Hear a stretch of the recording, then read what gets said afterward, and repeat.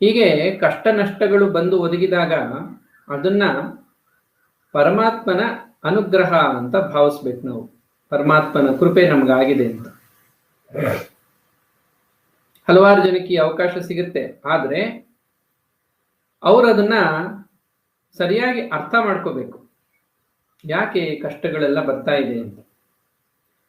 ಆಗ ಅವ್ರಿಗೆ ತಿಳಿದು ಬರುತ್ತೆ, ಇದು ನಮ್ಮ ಒಂದು ಹಿಂದಿನ ಕರ್ಮಕ್ಕನುಸಾರವಾಗಿ ಫಲ ಪ್ರಾಪ್ತವಾಗಿರುವುದು. ಎರಡನೇದು, ಇದನ್ನ ನಾವು ಸಕಾರಾತ್ಮಕವಾಗಿ ತೆಗೆದುಕೊಂಡಾಗ ನಮ್ಮ ಶ್ರೇಯಸ್ಸಿಗೆ ಕೂಡ ಇದು ಮಾರ್ಗ ಆಗುತ್ತೆ. ಹೀಗೆ ಮನುಷ್ಯನಿಗೆ ಮುಮುಕ್ಷುತ್ವ, ಭಗವಂತನ ಕಡೆ ಭಕ್ತಿ, ಪ್ರಪಂಚದ ಕಡೆ ಅನಾಸಕ್ತಿ, ಇದು ಕೂಡ ದೇವರ ಅನುಗ್ರಹದಿಂದ ಬರುತ್ತೆ.